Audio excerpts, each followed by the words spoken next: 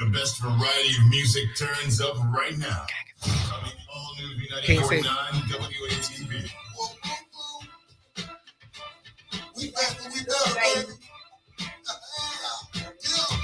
We on the war tour, lady. We got the plan. Going each and every place with a mic in our hand. We on the war tour, lady. We got the plan. Going each and every place with a mic in our hand. Are you live on anything? What's the page I need to go to? No, I was gonna share it, but I don't see it. Okay, not Vital Crew, Vital Show. Got it.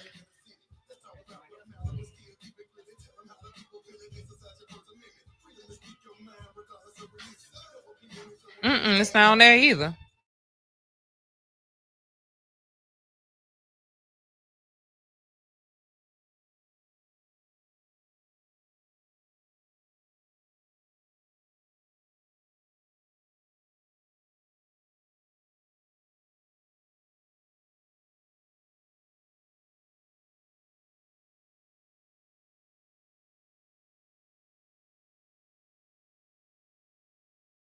Welcome into the show.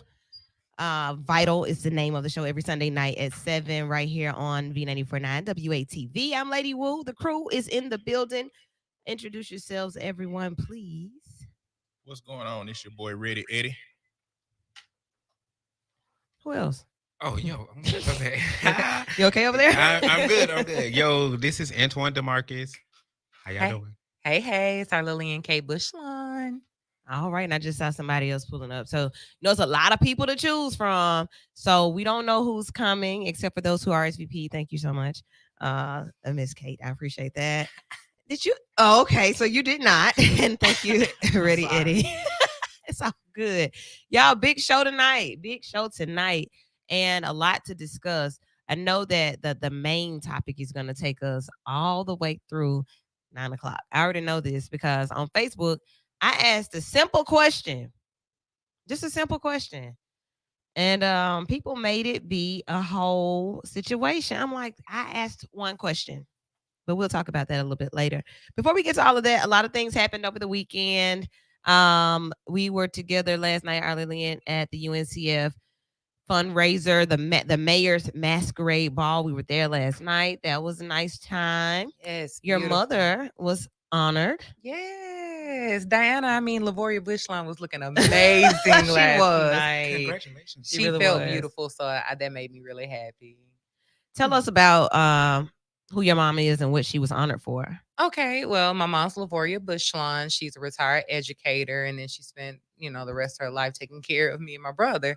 And now she's the president of the funeral home, and we do a lot of philanthropy work with our community, make sure we pour back into West End. Mm-hmm. And it's just amazing that she was honored last night. I really was glad to see that for her. Yeah, that's big.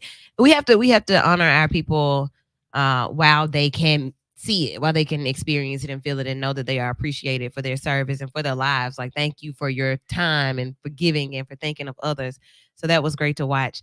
Angie Stone was the entertainment last night, and people didn't even know who Angie was. Did you hear that? Looks a little different. I saw the video, and I was like, I think I know her. She looks familiar. Yeah. But Angie Stone was here. I interviewed Angie during the pandemic and started to see. Yeah, I got to remember how old she is. Angie Stone is not our age. She ain't D'Angelo age. She just had a baby together, like 62. No. Yeah. Okay. Angie started back in the 80s, late 70s, early 80s with the rap group first. Then started singing. So Angie was, I just had to say it because everybody was wondering, who is that on the video? It's Angie Stone. Did y'all not listen to the songs and listen to her voice? So she was there. A lot of people, I said I took off my play clothes and got dressed up and went on downtown. You look gorgeous. Thank you, girl. Y'all did. Thank you. Y'all looked nice. We're going to do something to get folks looking nice. We're going to do something. Get everybody outside I think again. that's one of the things with Birmingham. We only have so many big galas that we can really, really look good and be outside. Right. So that'll be amazing if we can bring some more things like that to the city. And we shall. So we'll do that soon. Boom. Can I get an invitation? I think I missed mine. You're vital now. Yeah. You want? All right. Welcome right. to the cool You're kids. vital Club. Listen. now. Oh, Look, you don't really Shabba. want to toot your horn, but when you toot your horn, I'm not you gonna toot toot your it. I'm horn. gonna let somebody do it for me. We just did it. You're vital. Y'all give him a round of applause. Hey. So when you're vital, like just being vital, period, opens doors. That's what being vital is about. It means that you're essential. You are necessary to what's happening. That's what it means. Don't make me cry. Go I'm really ahead. just finna Congratulations, cry. Go ahead. Whatever, you've been vital. Come on now. Yeah, like being vital is just a way of life. So hopefully all of you are listening, who are listening are vital as well. If you aren't yet, you shall be. So tonight, that's one thing that happened. That was last night. Today, this morning, a lot of people were in Selma crossing the bridge, the Edmund Pettus Bridge, for the 58th Bloody Sunday commemoration. On March 7th, 1965, we had several people who fought for us to have voting rights. They crossed the bridge and they were attacked like viciously, and it was known as bloody. It has been known as Bloody Sunday ever since. This year, 58 years, our current president Joe Biden went down. He was met by some names that everybody knows: Al Sharpton, Jesse Jackson, our leaders from right here in the state, Terry Sewell. I saw Wonderlinga Van, and that's just on one picture that I saw. But they went down and they crossed the bridge again. And we're still crossing this bridge. Like, why are we still crossing that bridge in 2023? The bridge of voting rights, and will our rights be taken? Are they at jeopardy? And what y'all think about that? Still, 58 years later. I think it's just an ode to what happened. You know what I mean? That we still could be able to do that, because I think a lot of stuff now is getting lost in translation, especially with our youth. So it's like if you don't keep those things going, you'll never know where you're going. Okay. So continuing to educate on what happened, like teaching the history, but I think more of what I'm thinking is that it's still a very current and present issue. We're not just doing it to commemorate, we're doing it because it's necessary. But look at how far we've come. Okay. You know what I mean? Yeah. It's almost like a staging point, a summit, Okay. if you will. Okay. If we're climbing this hill, let's commemorate those things, those summits, because look what it took for us just to get there. You're right. Even though we've came a long way, we still have a further long way to go. Okay. But look at where we've come from. We were enslaved people. Now we do have the right to vote. Why? Because of that. Cool. I got you. I got that part. Well, I think that the village needs to do, I'm big on the village. Right. And I really think that the village needs to do even better job of making kids really appreciate what we went through. If they're more appreciative, then they'll make things in the community, as far as just taking care of your community, voting and not taking that for granted, things of that nature. We'll put more priority on it versus. And I'm so sorry to bring this up, but it hurt my heart yesterday to see all those police cars by the Sheraton and then find out what was going on. Yeah. Because that's the priority for them, to walk around and start whatever with whomever. And I'm sorry to whomever. I don't know what exactly happened. But if kids had a better priority on what we need to accomplish together, all skin folks together, then maybe we wouldn't have those problems. Okay, so that's another point. I want to put a pin in that. Okay. Eddie, you got something on that? I think we got a long way to go. Mhm. It's like we've come somewhere, but I think the measure of how far we've come is subjective. Sometimes it looked like a lot of progress, but sometimes it looked like throwing a pebble in the ocean. You know what I'm saying? It feels like that sometimes. But I think all of these things need to be in place. I think that there absolutely does need to be commemorations of these moments, because we come from a ritualistic culture. We need to have these rituals, and along with the progress that we're making, we need to figure out in the community how we're going to communicate what progress looks like, and all of that need to happen for it. But where we've come is not where we is not the destination. We got a long way to go, but it's something. Yeah, we still we celebrating gotta acknowledge first. what it is. I think. Yeah. Like, I think that it's not a problem, but I kind of hate that we're still celebrating first. People being the first to do certain things. It's 2023 and we still the first to do 58 years later for that. Yeah. And that's kind of my thought. Like, dang, we make history every day, but those strides that we make, I don't, we're in it. We are living history. So I don't know if that's about perspective, how you see that, how that goes, but you know, when you think about what children are learning now as far as what history is or who history makers are, they're learning about people we hadn't heard of. So they are learning about new first, but we're still dwelling on old first. I think that's kind of where I am with it too. Like, I want us to be very much aware of where we come from, what the history is. I don't ever want that to be forgotten. But at the same time that we teach history, empower them to continue. I don't just need you to know, I need you to actually be involved. So then going back to what our Lillian said, when you think about what was happening yesterday, we were pulling up, getting ready to you know, be a part of an event that is about education, Black excellence. That's what the event was about. And there were a lot of empty seats. Some of those young people could have gone in. I have a teenage daughter that was very much a part of the basketball games, as they should have been. They're high school students going to a high school game. After the game, they go out to City Walk, right?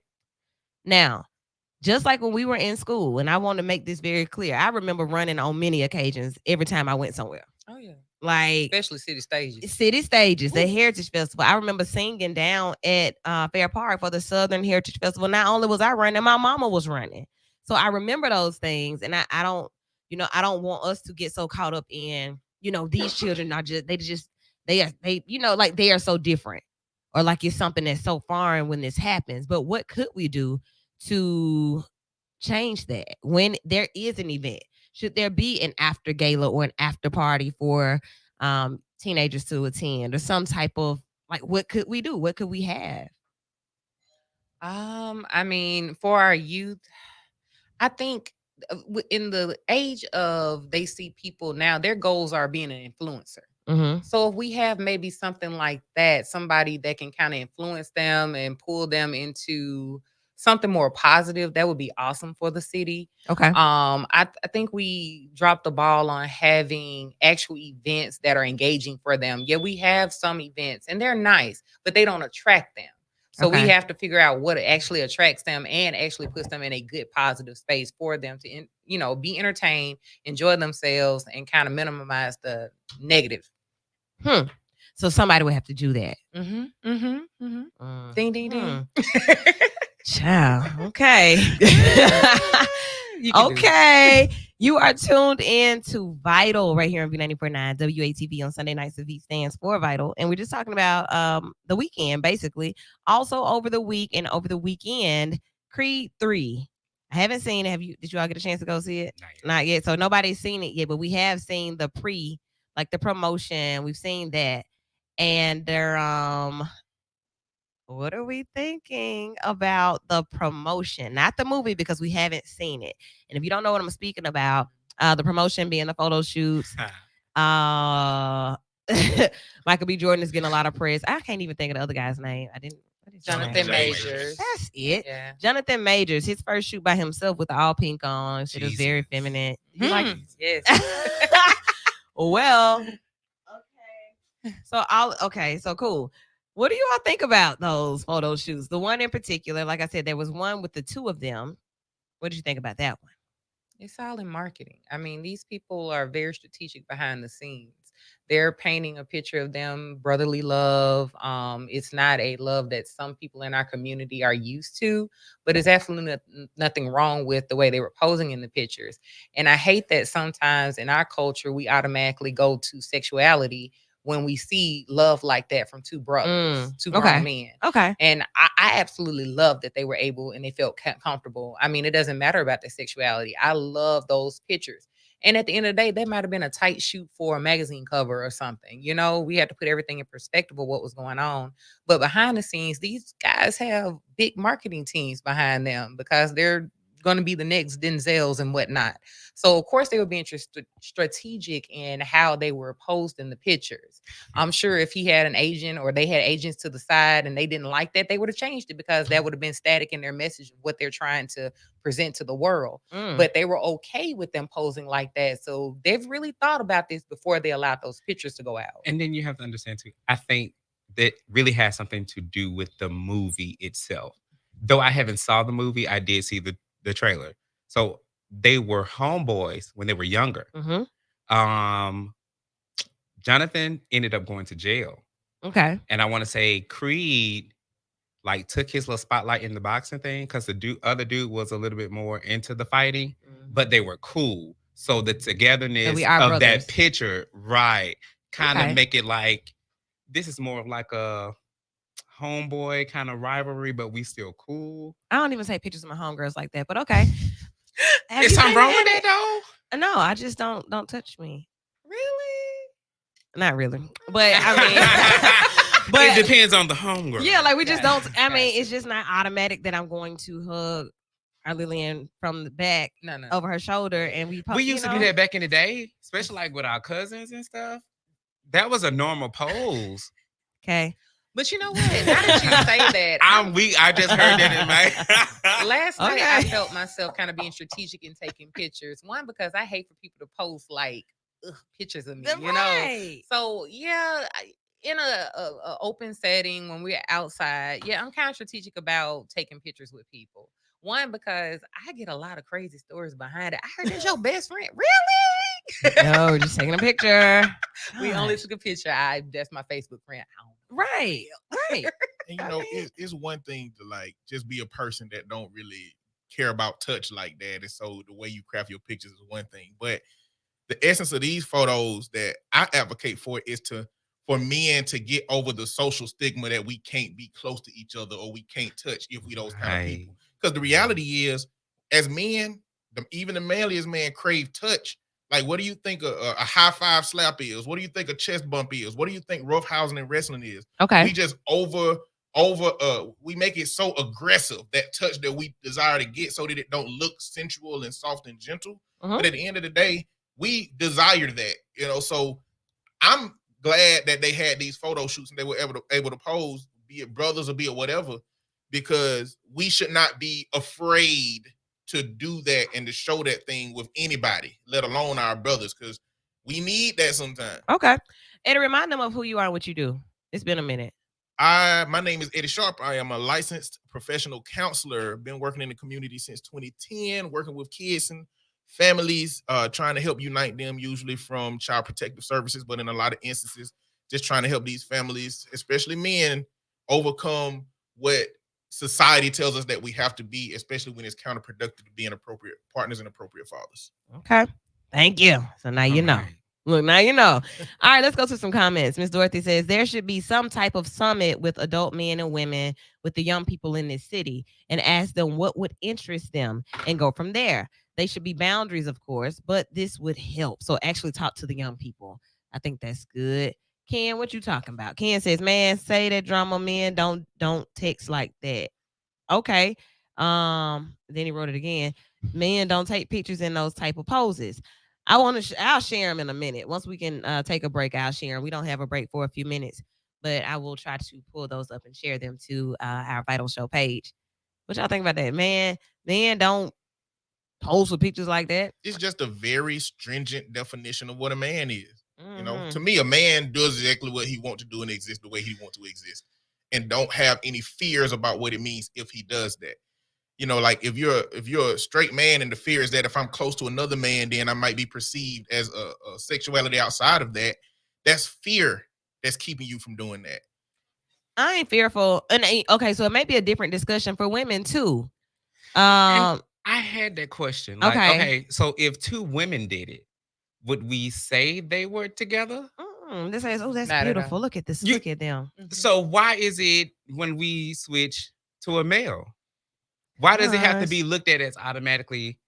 Because my thing is, for a man, if you're not confident Mhm. in where you stand sexually, then that's an issue who you have. So this kind of gets not really, but we can always, it's vital to have this conversation because people are afraid to have these conversations. So there are more behaviors and more things that men will do that are considered gay as opposed to the things that women may do. Right. Period. Like that's gay. So let's say have these women are doing these sleepovers, these pajama parties. Now, if men did that, they automatically would be like, "Ah, man, that's gay. Nah, we not gonna do that." But women can come in with lingerie, and I'm talking about literally lingerie, not your granny moo. So yeah, but the femininity is more considered art or something else as opposed to Men too. Is it really? Greek statues Okay. always kind of lingered around the male form, right? I think the conversation we're having is about being in a patriarchal society in which early men decided that we as men are supposed to be manly and strong and hardened. And there's a bunch of things that come along with that in terms of behaviors that represent a deviation from that. So being close to other men, being sensitive, crying, all of these things are behaviors that are relegated to women to say that if you are a man that, showcases these behaviors, then you're more feminine, less masculine. And maintaining that masculine identity is very important in our society. Yeah. Oh man. All right. Okay. 994-8949 is the number. 994-8949 is the number. Chuck just joined us in the conversation, so I want to hear what you have to add to that piece. Got another comment as well. Okay, let's look through African history. Where in our African history, whether it be Egypt or any African nation, have men been depicted in those type poses? Now, I ain't gonna lie, Ken. I have seen. I mean, we would be Black tribal. people are the most homophobic people on the But planet. Let's tribal just, photos and even is what it is. Even our attire would be not suggestive, but sexuality. I don't think just from pictures. We hadn't been to Africa. We ain't ever kicked it in But the if tribes. she's going to do that, look at some of the god forms of Africa, particularly like Egypt.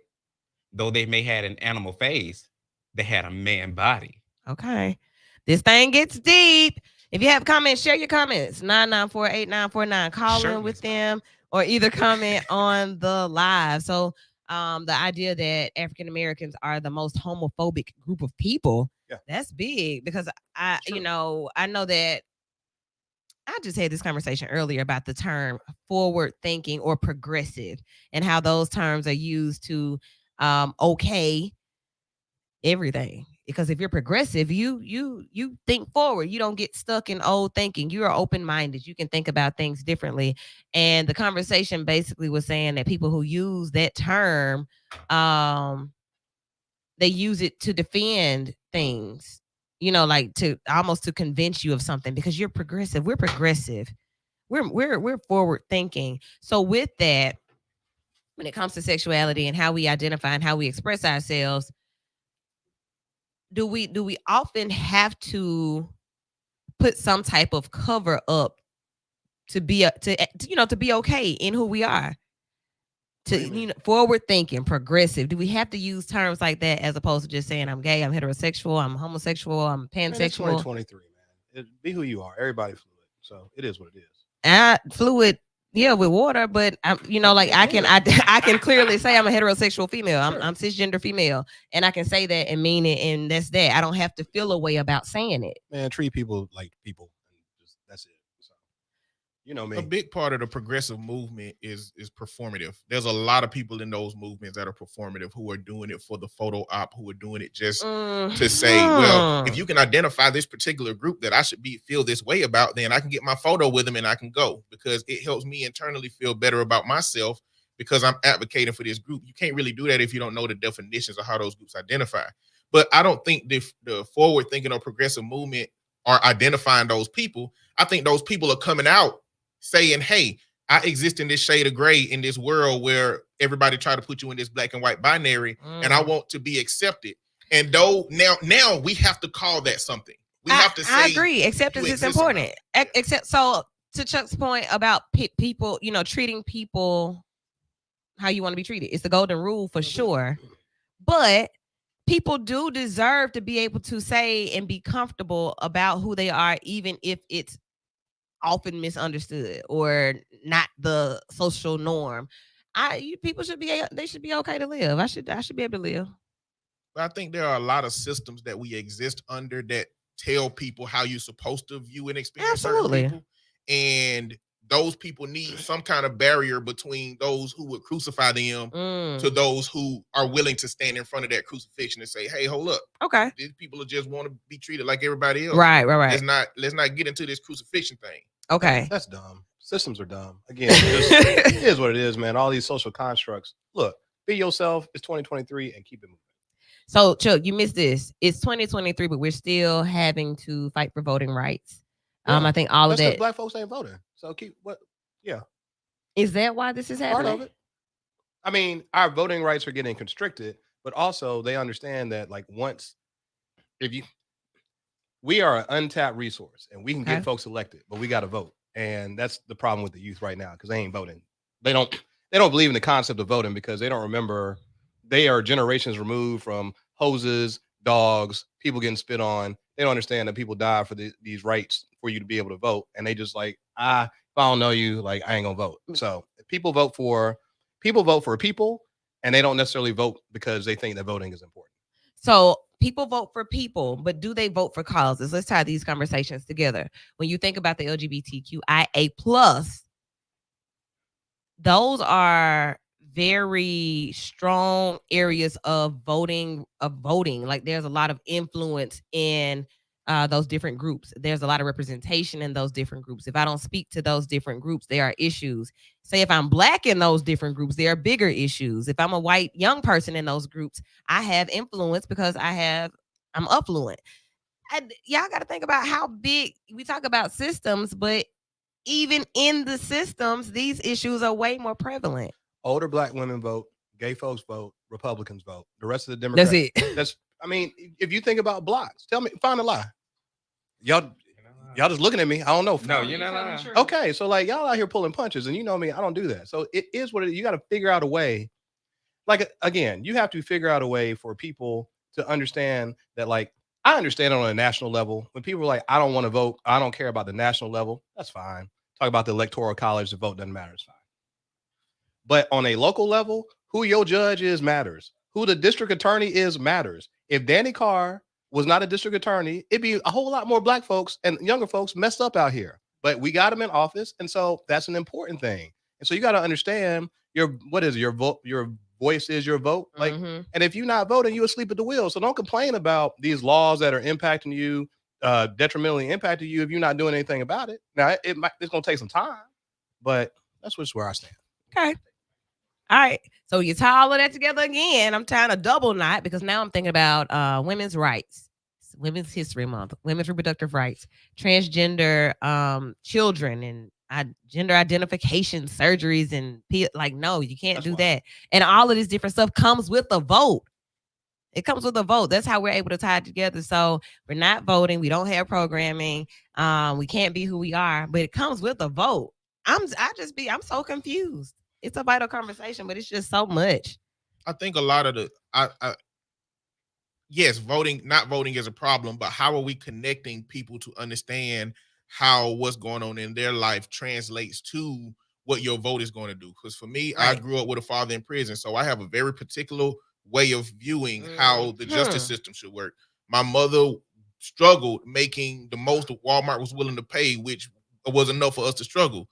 So I have a very particular perspective about what the minimum wage should be. Okay. Like, at some point, I learned how to connect what my life experiences taught me and what informed me. And I think that's what was missing with the youth. How are we connecting what's happening in your community to your life and how it impacts you today versus just at some point in the year, all of these signs pop up with these names on it and they telling us just go choose one. Do they still teach civics in school? That's good. That's part of the problem. They don't teach civics anymore. So like people don't understand how government works. People don't, they are taking that out of, I think they're taking that out of the classroom. That's a problem too. Because you can get them in the classroom. They're a captive audience at that point in time. Right. And for that, we can go down to how for failing schools, which are going to be the communities that don't have the property taxes to pay for schools, that don't have the resources to actually, not become a failing school, end up getting all of their classes that are optional stripped away. So they're not going to have a civics course. They just going to have the core classes and that's it. And so look at that going on in the whole community as a government program, where if you're a failing school, the government takes over and you no longer have access to things that would otherwise teach you these things. That's the system doing what it do. Yeah, systematic approach to adversely impacting minority groups.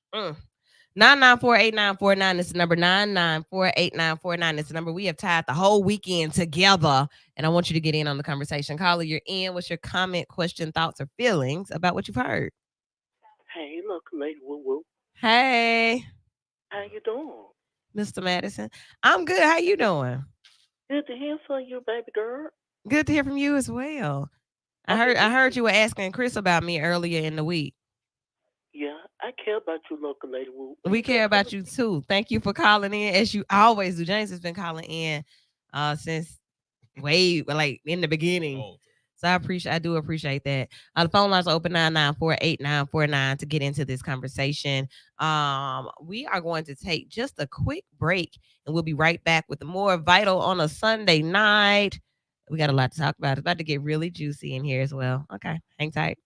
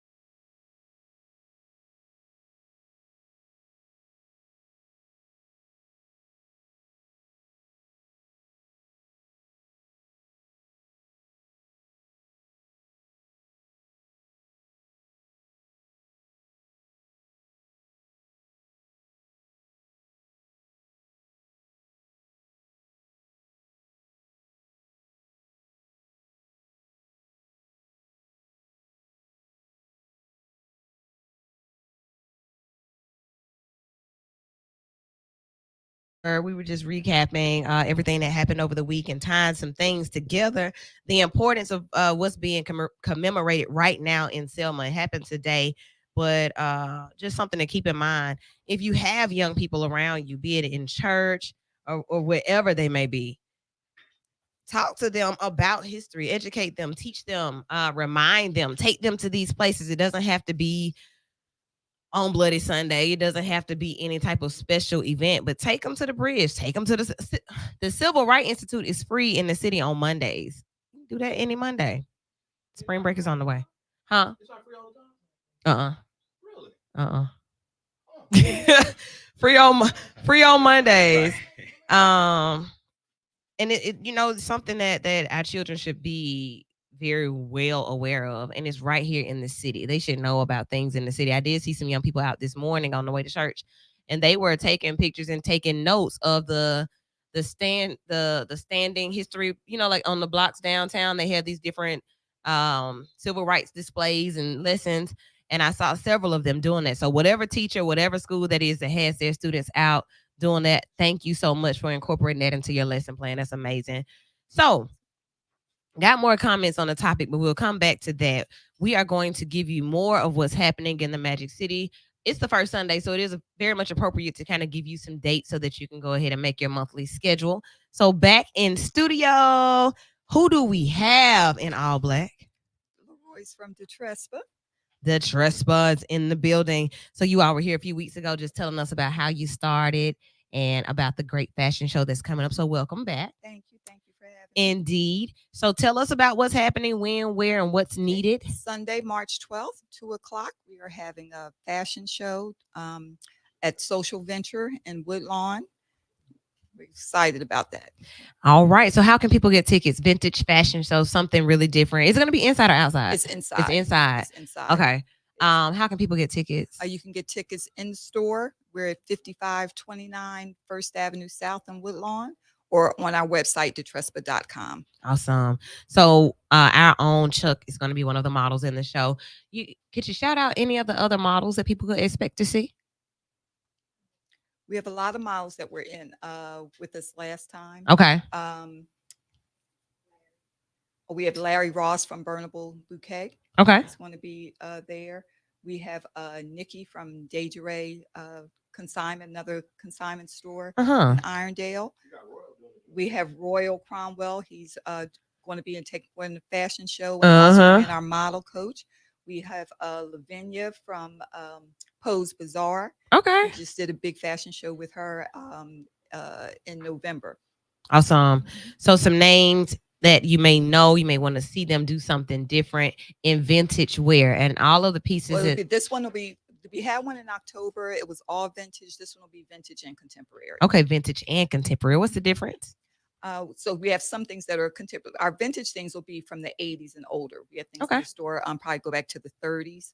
And then we have contemporary things that you find in the store right now. Awesome. So once again, for tickets with it, where can they go? Detrespa.com or in store. We are open 11 to 5 Tuesday through Friday and 11 to 4 on Saturday. Awesome. So yeah, get to see something different. Do you all have anything for the fluffier people? We have something for everybody. Okay, great. We have brands, everything from Gap to Gucci, and sizes, everything from a 0 to a 3X. Period. Men and women. Oh God. Okay. I'll be there. And your hours are what? So Again, so that 11 you to can stop by 5 Tuesday through Friday, 11 to 4 on Saturday. The fashion show will be 2 o'clock on Sunday, March 12th. Do you need a big model? Okay, now we will. You can. Girl, come on now. I ain't saying nothing but a word. Come on. You haven't either. Come on. Okay, I'm putting it out there. Okay. Hey. Okay. See, right. Boom. So you don't know until you ask, and you don't get opportunities until you tell what you can do. And I'm sure you can work the runway. So I'll be looking forward to that. Are you styling? I am. Okay, yeah, I know that's gonna be dope. Okay, she's together now. Always, she's always. Together now. Yes. So if you're looking for some vintage pieces, some contemporary pieces, some pieces that you've never seen before, stop by Detrespa. The address again: 5529 First Avenue South. We're on First Avenue South. The fashion show is going to be at Social Venture, which is attached to our building. Boom. And it's right. If you don't know, I know like addresses, everybody puts it in, they got to put it in Google, but it's right in the Woodlawn development where everything is, where Slutty Vegan is. You're right around the corner from Slutty Vegan, across the street from the new Woodlawn Market. Mm-hmm. So yeah, pull up, get your tickets, website one more time so they can know. That's detrespa.com, DTRESPA.com, or in store. All right. Well, thank you so much for stopping through. Thanks for having me. Absolutely. Absolutely. This is going to be good. Y'all, we talk about, everything we've talked about already and how things tie together, even with fashion, right? Like even with fashion, people ask questions about sexuality and things like that. And when it comes to design and clothing and attire and stuff like that, like men can't do this, men can't do that. But there are so many different things and so many different pieces that can be rocked by anybody. And I'm happy to see that that's a thing that is possible. Well, you will definitely see that, and this is definitely an all-inclusive type of show, fashion show. So we reflect that in the store, and we'll also be showing you that during the fashion show. All right. Well, thank you. But fashion is art, right? Fashion is art, right? Yes. It is. An art is to push the limit. Now, whether you're comfortable in that limit, that depends on the person and your perspective. So, hey, progressive art and clothing is always good. There you go, and it's what makes you comfortable, and what you feel like reflects your spirit and your vibe. Yeah, because look at the crossover, right? So back in the day, I would say like in the 70s, their suits were kind of tight, especially mid thigh, upper waist area was really tight. So now you come into like the 80s, 90s, we don't want our stuff so tight. That was considered gay, homosexual for a man to wear that. But now look at where we are now. All they want is skinny jeans. Yeah. So much so you busting the sag to it, and and that's some people's image of being hard. But it was once considered gay. So it's like when we talk about a male's masculinity versus being feminine, the lines cross all the time. I think it just depends on where we stand in that certain moment, whether it's accepted or not. Fashion forward thinking, not just fashion, but lifestyle. Like we went from art, as in photographs, to just what people wear. And then last week we didn't even get into this. So I kind of want to go here today. I know Lillian was waiting on this too. What is zesty? We were talking about these different things. It's zesty. Eddie, you missed it. We talked about even the kind of wings you order being considered zesty. What kind of wings you like? Lemon pepper, maybe lemon pepper wet. Depending on how I'm feeling. All flat, or can you do flat and round? I think I 50-50. I need both of them. Can I need both wing energy. Can we please retire lemon pepper? Lemon pepper has literally been on the market for years. So what should we be doing? I don't know, but can we find something else? The next big craze. Well, it needs something to become more delicious than lemon pepper then. It is, I promise you it is. We just got to tap into it. But can we please get rid of lemon pepper? I'm so sick of people talking about, can I get me some lemon pepper wings? So do we not still have mild? Is honey mustard not available? Y'all know what? I ain't used it yet. But I just ordered orange pepper from Amazon. I can see that. Okay. And I feel like it's going to be delicious. It might be my new pineapple replacement. Pepper. I mean, but people do garlic pepper. But you don't really hear about that like how you hear about lemon pepper. Well, it's just the standard. And then all flats. Where did that come from? Is that zesty? To me. So let's be clear about what zesty is. The reason that we're having this conversation, because it's going to send, well, it's not really going to send us into the second half, but we're going to talk about this now. When we hear zesty now, and we just talked about like skinny jeans, we talked about we gave some different examples last week, but I do want to talk about, now we just talked about sexuality like a whole half of the show. And we talked about those pictures. They were kind of zesty to a lot of people. What is zesty out here, Lillian? Well, some things that people think aren't zesty, I think is quite zesty, like the rhinestone belts. How you busting the sag, but you got on a rhinestone belt, bruh? Like that's pretty zesty to me, my friend. The busting of the sag. Yeah, that within itself is advertisement. That used to, it started out as an advertisement, and then maybe that's something that people need to. I'm sorry. No. Oh, I think that's something also people need to tap back into. Like, let's look at the history of that. Busting the sag actually was advertisement for your booty. That's why history is important, people. You got to know where you come from if you want to know where you're going. Yeah, because it really, busting the sag was advertisement. Now that's the thing. That's part of outfits now. Even just your underwear. They're matching down to that. And they're showing it for that purpose. To let you know that my underwear match my belt and my shoes. But who, at the end of the day, who makes the rules? Is it social media influence that says this is a no, this is a yes when it comes to zestiness? Who makes these rules of zestiness? Mm-hmm. I really want to know who has the rule book on that, because I want to go through it, because I want to see how rhinestone belts, that really irks me to see a young man in a rhinestone belt. Like, that's just a rhinestone belt. What about a purse? A whole purse. I've only seen that on a celebrity level. I haven't really seen. I've seen the crossbodies, which I think is cool. But like around here in Birmingham, I hadn't seen a dude like rocking a Gucci yet, because I might ask him for even more so than that. Remember, Yeah, coloring your hair for a dude was considered gay.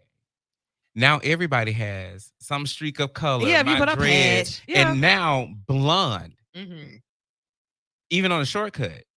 So it again, where do we draw the line to what's acceptable to be zesty and what isn't? I got a leopard print belt. I rock it all the time. Does it have rhinestones though? No. Thank you. That's all I need to Would know. you wear rhinestones on a belt? Depending on the outfit. So Maybe. rhinestones are zesty. Like So the whole thing. Is rhinestone? The whole thing is blinged out. I ain't that shiny of a guy. Yeah, So I don't know. But yeah. I mean, I've seen it. I done seen a dude in my day job had he had on like glitter pants. It was gold. I mean, I talked about him at my job because it was funny. But yeah, I mean, I've always been accused of wearing like curious things anyway. So, but rhinestone, not the whole thing. Right? Maybe it's like 2 or 3 rhinestones. Yes, the whole thing might be too much. The buckle. So zesty, right? So the other part is zesty. I Now think jump in. zestiness, it kind of depends on the person. What's zesty on me would be not zesty on somebody else. So I think your zestiness has to fit your personality. So you're just not copying a fad or like that. It actually fits you. Sense. Yeah, it makes sense. For So you. what if you have a situation where 2 different personalities have on the same thing? Like you actually have a homosexual guy wearing a sequence jacket, blazer, and then you see a masculine dude with one. Is it still zesty if they in the same building? Or would it be like Same- who wore it same better? outfit. I Who wore it straighter? Who wore it zesty better? I said who wore it straighter. Yeah, that definitely will turn into who wore it better. And I hate when people do that. I've seen people put people up against each other online with who wore it better. Like they do that a lot with like designers, like certain Yeah. designer dresses and celebrities, and they'll do a who wore it better, and they'll look good on both of them. It's just a difference. no, I'm fine with that as far as Yeah. celebrities. I'm saying I've seen that locally. People are like who wore it better. Like why put each other up against each other like that? Like no. This is the thing. Y'all know if we zoom out into to all the way up to the universe, blue and pink don't mean anything. It's cerulean. We've attributed social definition to those colors that we have deeply entrenched to the point that if a man wear pink, people look at him and think a certain way. So zesty is just another social conversation that comes from the definitions that we've attributed to things, again, that challenges masculinity. If somebody is doing something that challenges what we have defined as that masculinity, then yeah, words like zesty are going to get brought into it because people are trying to assess that man's sexuality at that point. And I think it more so sometimes boils down to the styling of it. Not necessarily who wore it better, but who put it together better. All right, and not just that, but who's most questionable anyway? If I already don't know, and then you come in here with some rhinestone lace shorts on, like now I'm okay. So yeah, he just And hold on. that we can't hear you. Hold on. What? Hey, hold on. And when we were talking about who wore it better, we ain't talking about like somebody got on Givenchy and the other person got like, that Fashion Nova stuff on. Like it got to be on equal playing field. The same. My question is like, who are you to question? If I'm an individual as I am, and I decided I want to wear what I want, if I decide I want to wear what I want to wear, who are you to question? And I think that people don't understand that's where confidence come in. Because when you're confident in who you are and what you want to wear, it's nothing that you can say that'll bother me because I'm confident in it. You walk in it. And that's what I advocate for. Like exist how you want to exist. That just exist how you want. It's too Be many zesty. rules. It's too many rules. The next year a rule gonna be different that applies to you now. Next year's gonna change. Just be who you want to be. Quit falling into the system. Here's my thing about this whole conversation. This is the example I want to put out because he's so confident. Well, she's so confident. I apologize. Zaya Wade. Yep. Zaya Wade actually kind of introduced us to how she wants to feel by her clothing. We wouldn't have known anything else about her until we started getting introduced to how she wanted to dress. Now, we in this room have pretty much come to the consensus that cool, do what you want to do, be who you want to be. I feel that if more people are like that, we'd have more happy people because everybody is so worried about how you feel about me and how your perception of me is. If I'm able to just be in my element and whatever, the content of my character doesn't get changed. It's just how I want to present myself, whatever. And so I think some people sometimes they're fighting now about her changing her name and whatnot and changing her gender legally. But I mean, at the end of the day, let people be who they are. Right. It doesn't matter. It doesn't affect you. You're not losing no money, nor are you losing anything else. So why not just let people be who they are and keep it moving? Why is that even a conversation? I think it's not necessarily a problem of people being who they are. It's are you truly confident in who you want to be, And wait, in this person that you feel is your identity. Because, like she said, if I'm confident in it, I wouldn't care what you say. Yeah. Like you can tell me, okay, well, you should have wore maybe black shoes than the white ones. Okay, that's your opinion, but I still wore the white ones as opposed to what you're telling me. So thank you for your compliment. But yeah, I did it how I wanted to do and it. what Kate said with Zaya Wade, and let's go farther back because it actually started with what's Magic Johnson's son's name? It started with him, with her. I'm sorry, I forgive it. It started with her. She decided, hey, this is who I am. This is what I'm going to wear. Even before the surgery, how she was dressing, people were talking about how that looked a mess or whatever, but that thing showed, but she showed up every single time in the magazines how she wanted to dress. So again, confidence is what it needs. Get out of that. Yeah. And I think that Go ahead. Oh, I was just gonna say, I mean, look at you. Back in the day, if someone cut their hair that short, oh, something going on with her. But you walk in that confidence. So we can't say anything about you, and it looks amazing on you. But I mean, that's just why are we having to get to that point where we're like, oh, that she's just confident what she is. She wanted to cut her hair off, let her cut her hair off and keep it moving. You know what I'm saying? Well, I don't think we can have the conversation about confidence without acknowledging the very real threat that specifically trans Black women face when they walk out. You can walk out with that confidence, but the likeliness of you being killed compared to other women is higher. So I think confidence is a very important component. Like on the movie Life, Eddie and Martin confidently walked into that diner and said, hey, let's get some of this white only pie. Yeah. You know what I'm saying? The confidence don't change the consequences if the world doesn't start to embrace what it is that change looks like.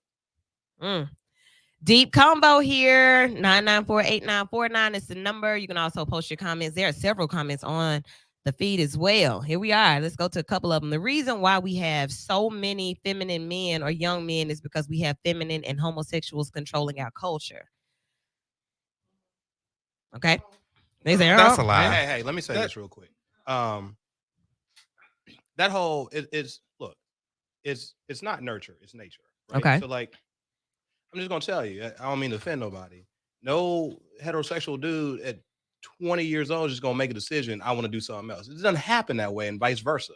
I think the only time that it is nurture is if you are molested as a child or you go to prison and something happens. Other than that, you are born just like everybody in this room Black. They ain't choose it. That's how you were born. So it just is what it is, man. So like all this stuff about, the gay folks in Hollywood controlling Hollywood, they do. Now that's true. There's a lot of money in the community, but like they not making people become gay. That's just not how that works, folks. And so like that misnomer, let's let that go. And like, can we do that in 2023? Let it go. And I was going to say that why does it have to be they're controlling anything? Your man locally is cheating on you with the dude. And he was doing that way before it became a big thing. I get, listen, I like to shoot from the hip, but I'm just saying, you can't say that they're controlling you because a person is going to do what a person wants to do. So we don't believe that there's a thing of creating a narrative. We don't believe that. But that's only going to feed to the narrative that you want. Oh. You know what I'm saying? So my thing is, you seeing two dudes kissing on TV wouldn't affect me if I'm confident in my sexuality to say, you can do what you want to do, but I know at the end of the day, I like women. Right. So you can do that all day. That's not going to change my thought of what I want if I don't want it. Gotcha. That's my point, right? So like they ain't going just because, again, there is a lot of money in the Jewish community. There's a lot of money in certain gay communities in Hollywood and also in New York. Got a lot of money, control narratives, I guess, whatever.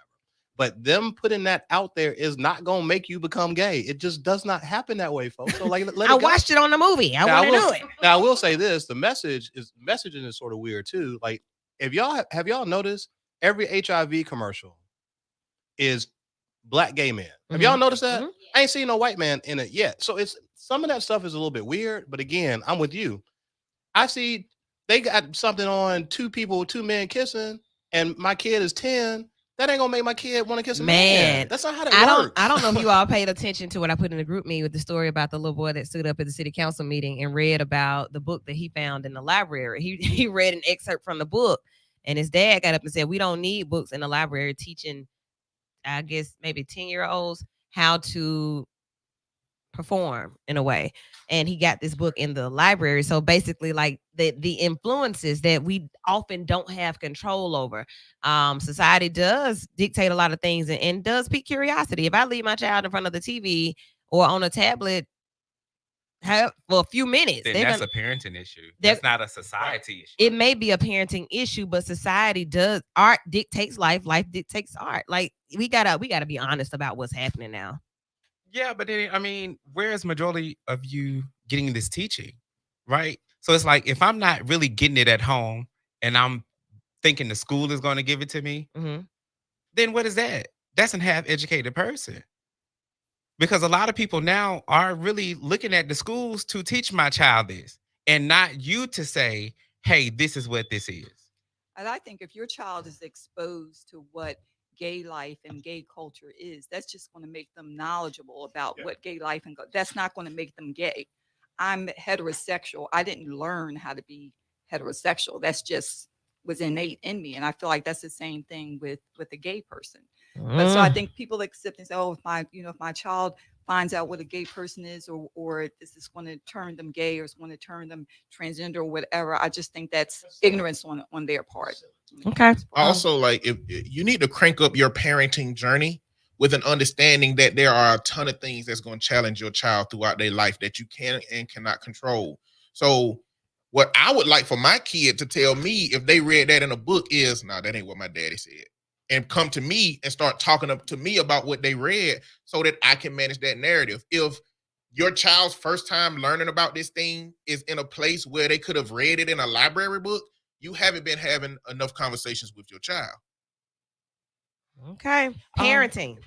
So listen, if gay movies can make people become gay, like all these movies about how to make money and all this other kind of stuff, hey, it should be a whole lot of millionaires out there too. I'm just saying. Like if people are that naive and like that's just again, black folks, we the most homophobic people on the planet. Like let it go. And to scale what control looks like, when I think of control, I think of somebody who has a dog on a leash who is managing it. Are you really saying that that's what the gay community is doing to us in the black community, controlling it like that?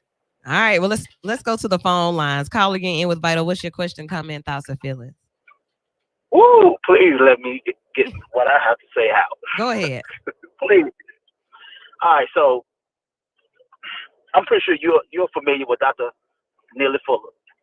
Already, let's even go from the talking points of Umar Johnson, which are correct. That homosexuality, transgender, it has been weaponized by white supremacy to destroy the black community. Okay.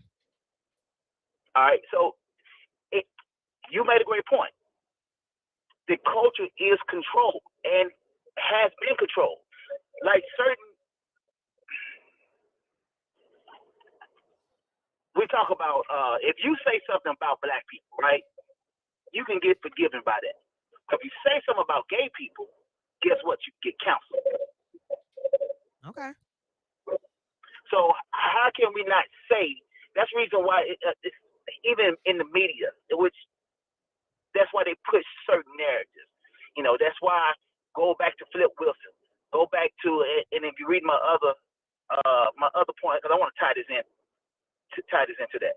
That's the reason why in the music you don't see any more Public Enemies. You don't see any more X-Clans or Curtis Mayfield because they want to control the narrative. They not only want to control the narrative when it comes to homosexuality, they want to control the narrative when it comes to men or black men masculinity.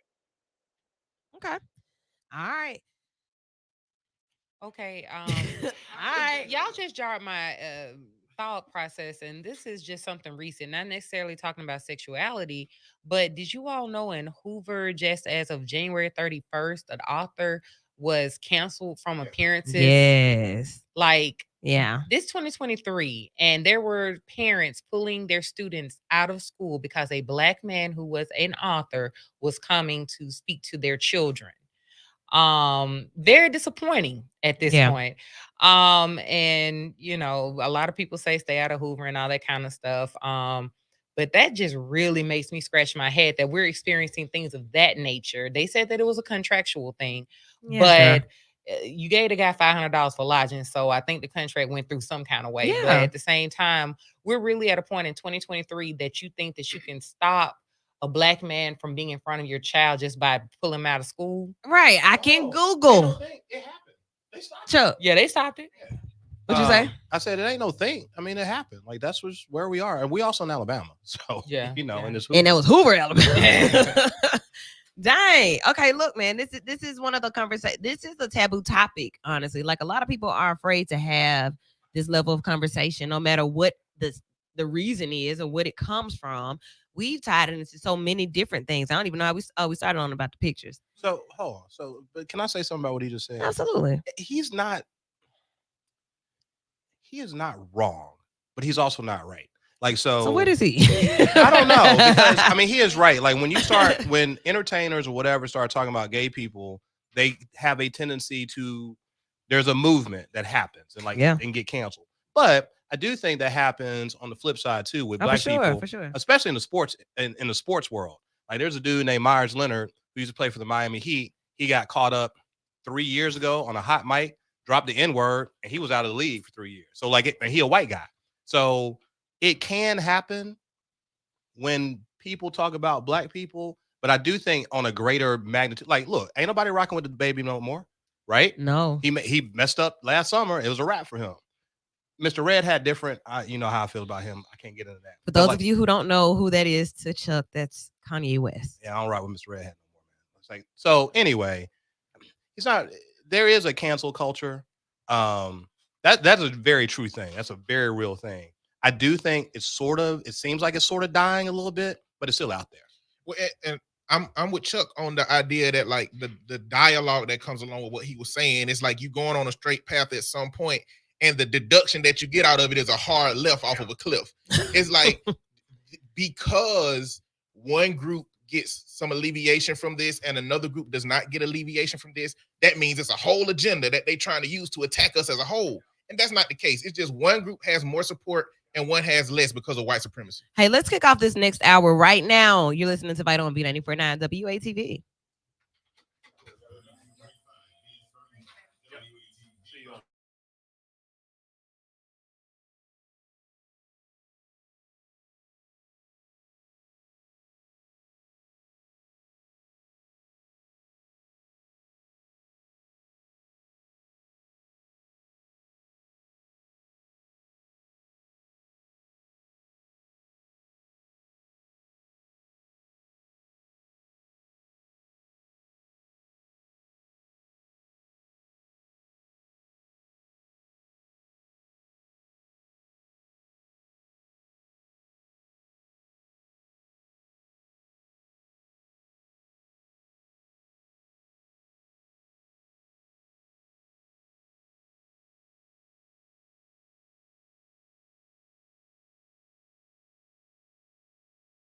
Tuning in, hot topic going right now because of something that we said. What was it that we how we get here? Zesty. Was it that, or was it something? Yeah, and then from that, something else and something else. So basically, that's how you get to these conversations because everything is black and white, gay or straight. That's where we live. Jeez. Man. We live in a society, and I tell people this all the time. We live in a society where we exist on a gray scale. Yeah. In a society that is trying to make that binary black and white be what the reality is. And there's some whites, there's some grays real close to white, and some grays real close to black. But make no mistake, it's a scale, a gray scale that we exist on. But this is my thing. We have so much more important stuff we should be fighting over than a person's sexuality. Right. What is sexuality? Let's do that, and then we're going to keep moving. When you think about why people are so threatened by someone else's sexuality, are they more thinking about how they have sex, or are they thinking about who they are as a person and who they love? Like, what do you all think comes to mind for people when you start having this conversation? The reason that it's so difficult. And I think when it comes to a homophobic kind of thing, they look at it as being contagious. Okay, let's go before that part. Let's go back to the very beginning of the whole piece, the whole thing. When I'm having this conversation, why is it difficult when I talk about sexuality? Now, this is something that we learn and teach, but for your lay person, when you talk about sexuality, why is it so uncomfortable, especially when you're not talking about heterosexual sexuality? Because that's the social norm, or is it because people automatically think about the act of sex? I think it primarily challenges your religion, Christianity. Okay. This thing that tells you that like it's an ultimate sin, it's an abomination. If you do this thing, then it's equated to going to hell. The discomfort that comes with it is what it means about your placement in heaven if you challenge this thing as the foundation, the core, when you in the Bible Belt. It transfers to a whole bunch of different other discomforts, but like that whole dialogue starts with the messages that we learn from very extreme church. Like clearly there's a lot of progressive churches these days who have different versions of how that, message goes. But originally that's what I had to dismantle from what I learned from my folks regarding the LGBTQ community.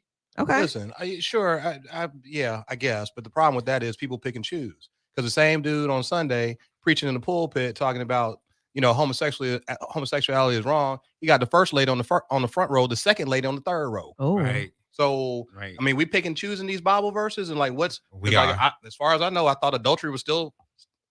Go to hell for that too. Stealing, they're stealing the church's money. So being a straight philanderer is better than being a gay single. But to whose standard? Because sin is sin. I think there's no one greater than another. Maybe it used to be that way. Are we getting better about homosexuality? I think maybe. Or are we just older and I just have conversations with like adults about it? Is that what it is? Probably. Because I went to Morehouse. So like this ain't never been no problem for me to talk about because like it just ain't. It's Morehouse. Out there. Sorry, Mayor. It's true. But look, okay, so that is a great that's a great conversational piece for this. What you've been exposed to, where we are as a society, who is more open and free to be who they are. I meet so many children and teenagers who have no problem identifying however they identify. Like they don't have an issue with it, but their grandmothers and great grandmothers who are still living are still the people that taught whoever they taught that it was wrong. But they don't. Hey, the only fight that I was ever been in, I've been in a lot of fights. Only fight I ever been in that my mama was actually, it's weird, she was proud of. Like I got whatever. It was in 3rd grade, and apparently I vaguely remember this, but apparently I got into a fight with somebody else with 2 other kids who were picking on this one kid and kept calling him the S word. Ends in the Y, whatever. And I'm in 3rd grade. And so I don't know that in my mind, I was like, you were bullying this person and calling them that, or it was just you treating this person wrong. Right. Yeah. So like, that's my makeup. Like, so you just treat people the way you want to be treated. Like you said, the golden rule. So like, just treat people the way they are. And like, who cares what you're doing in the bedroom? I don't care. And see, but I think that's the thing because in the 3rd grade, you ain't even in the bedroom. It's just, you know what I mean? So like, that's why I knew some people by 5th grade that were. I mean, yeah, you're right. You're right. Oh, okay. You're right. So by 5th grade, yes, they may have been in the bedroom or behind a tree or back in the garage, wherever they were. On that church bus. Oh, at the lock-in. Okay. Stop it, people. But the reality of this is that I think that is where the issue comes in when people start trying to imagine people being sexually involved. Why are you even trying to picture that? Nasty. Stop thinking like that. You won't have these issues. When I was in Atlanta, like my friends, we used to do this count because again, I went to Morehouse, right? So like you got Clark, Spelman at that time, Morris Brown, all the AUC. And so our position was, okay, well, if you gay on the down low, that means the pool is bigger for me. Okay, right? Like, right. So like you just got to think of it like that. Like, so if you, there are people like who they like, and that is what it is. I mean, there are people who still hate interracial relationships. Yeah, miscegenation still, I think miscegenation is it still illegal in Alabama? No, I guess they cleared that up. But that was in the Constitution. Black people and white people couldn't marry each other. So they cleaned that up this last November or whatever. November. Yeah, in 2022. So, it's a lot of taboos there are a lot of things that people still consider to be taboo that shouldn't be in 2023. Like this let people live. Like this one. What is being 100% single? So let me give you a little backstory. Okay. All right. No, stay for the conversation. So listen, I asked the question maybe Tuesday, and I just said, hey, looking for 5 eligible bachelors. Inbox your real name. Please be 100% single. That's all I asked. #vital. That's all I did. And that brought about so much. Just, oh my goodness. Did y'all see the comments? I didn't, but I'm about to pull it up right now. It's just so much. For a lot of There's a people, lot. I'm sorry, for a lot of people this age, single is you're not married. That's what people think. Okay. That's what people, or you're not living with. If you're not living with somebody, if you're not married, you're single. So here we I go. don't know if I. Or that there's no real commitment Okay. So here's the deal. This is what to a longevity. I would say that. Okay. This is what somebody told. This is what somebody said like 2 years ago. Okay. It's like, hey, so if we go out, is there going to be someone else mad? Because Yes. that's what single means. Right. Like There's some. But that can't even be a definition, Yeah, right? man. Because no, That's an I would say that example. it's because an example. It's an example, not the true definition. I'm sorry. I'm going to give you the true definition. What that do you will okay. I would go with that because I would say okay, just because I know what we are doesn't mean you know what we. think? If that makes sense, Exactly. right? Yes. So I can say no, there ain't nobody gonna be mad because we had a conversation to say, hey, this is what this is. Whether you get mad or not, that ain't on me. Conversations don't work. They do not work. So look. They really don't. but if we have, But a we solid talked about this conversation, now. right? If we have the conversation, and I say to you that, hey, we are to get okay. So let's first of all, definitions are important. I want everybody to give their idea of what 100% single is, or no. Before we say 100% single, what is your definition of single? Love you, mean it. Toodles. See y'all next time. I'm not tied Hush to up. any. I'm not permanently tied to anybody. Okay, not permanently tied to anybody, which makes me single. Okay. I have not expressed a verbal commitment to being exclusive. Verbal commitment to being exclusive. I like that. Okay. I'm not married. Not married. Yeah. Okay. Simple as that.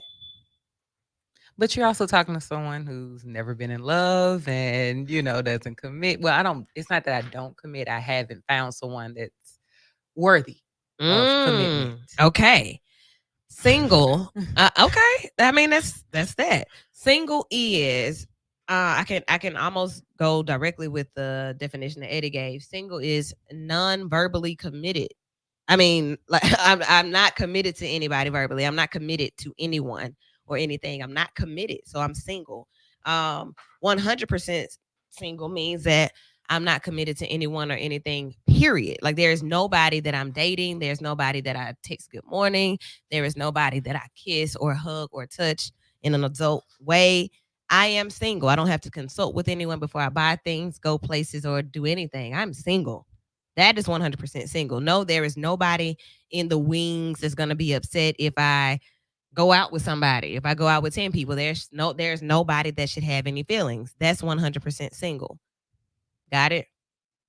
Now, what do you define as a committed relationship?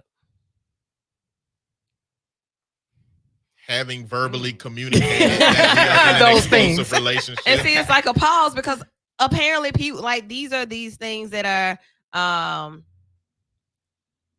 often misunderstood. Like Chuck said, even with conversation, I'm gonna go to the depths of the conversation. You're gonna get tired of me digging into this conversation if you're trying to date me, because it ain't gonna be no questions about what it is. I mean, people have had conversations to the point they get married and still don't have that commitment. Dang, So, like y'all talk that deep and got married and still don't know what it is. Okay, so some parties in the marriage don't know. okay. I don't think that. I don't think that means it's not commitment. You know what I'm saying? It's What are we committed to? it's Are we committed commitment to the with same issues. thing? Okay. So Charles Brooks says that commitment means married. All right. So here we go. I'm in a committed relationship. A committed relationship is when parties have agreed to be together exclusively for whatever it is that they are committed to. Are they committed to each other? Are they committed to the business? Are they committed sexually? Are they committed for the children? What are we committed to? So therefore, if you signed up and you sent your information when I asked for a single person, you shouldn't have. Anything that goes against what I already said. I said 100% single, send your information. If you have any of the things that we just said, don't send your information. If you can't simply go home and or go to your house or go sit in your car and send a text message and say, hey, we're not going to do this anymore, and the person is not upset or not bothered, or they don't like you're not breaking up with them. But who's at that point now? Everybody. Did you not see the 300 comments? No, I'm saying as being 100% single. Somebody has somebody they're texting. Somebody has somebody that they're talking to, that they go out on dates on. No, So they're- I don't think anybody in this day and time is 100% oh yeah, single. but yeah, That's where I Yes, think the we verbal are. commitment makes a difference. Like That's have you. Yeah. 100%. 100%. Yeah. Nobody texting you.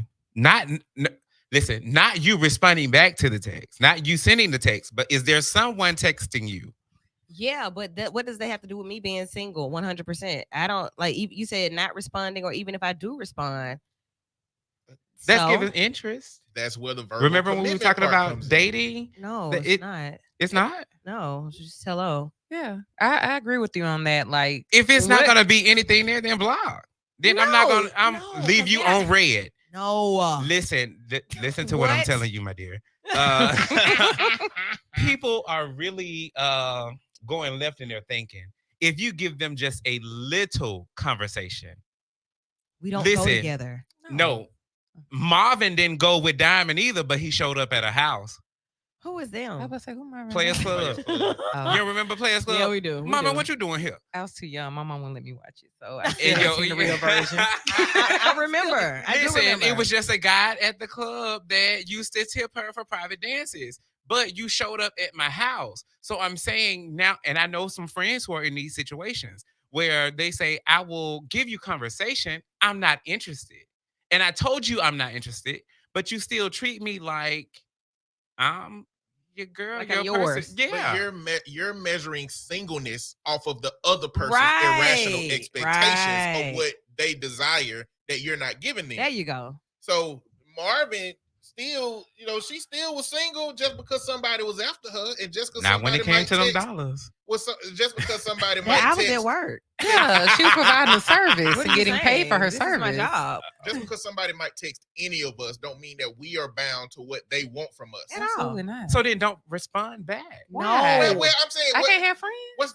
what I think the space that you're What? talking about He has a is major this- problem with this. the space No, you're I'm talking just about, like a nonsense type of person. Like, if I know I'm not interested in you, why would I even give you any conversation? Maybe a great platonic friend. Yeah, but I'm just then, being then nice. what you're Silly. saying is, Hey. but then what you're saying He's is up to new interest school. is still supposed to equate to not being single. Right. Just because a person texts me and I'm not where they are with what they want, but I am interested. The process of getting to know them doesn't make me in something that I can't call myself single. But that's what I'm saying. Did we not just have a conversation on saying we can have conversations, but people still don't get out of those conversations what the subject matter is? I'm not with you.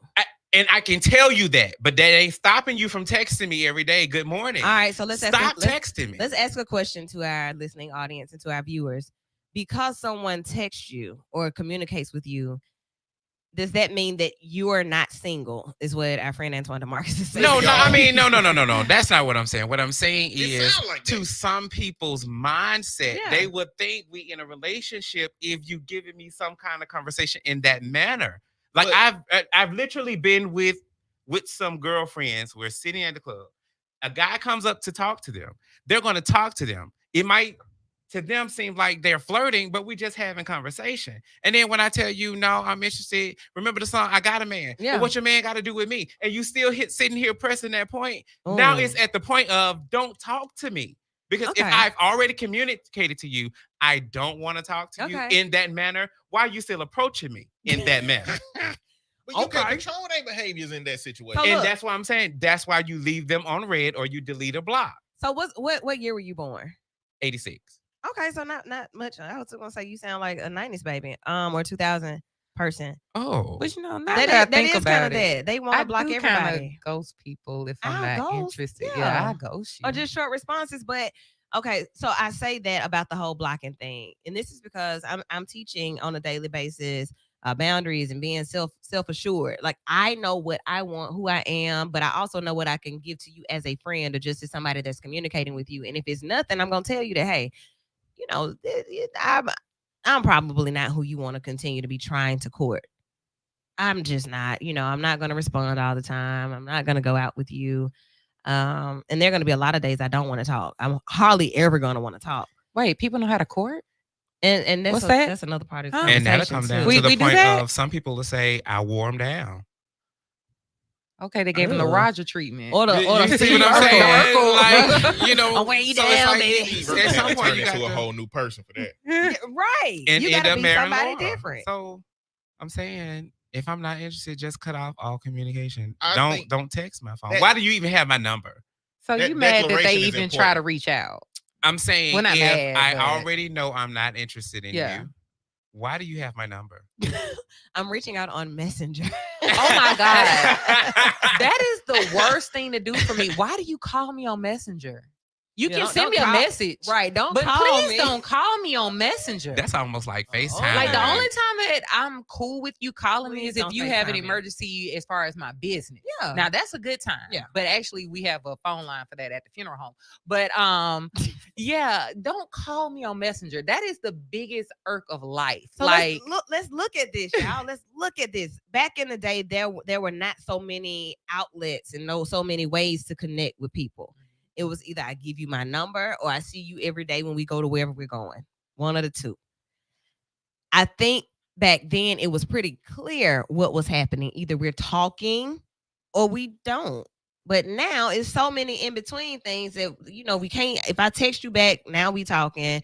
If I accept the bid to go to coffee with you in the morning, now we go together. And then if I spend a night at your house, oh, we married. Like, no, we're not. No, we're not. I define what it is for me. You define what it is for you. If those definitions don't match, we're not doing anything. We're not doing anything. We're just existing. Some people want their Kate and Edith too. Break it down for them. The Kate and Edith, not cake and eat it. Yeah.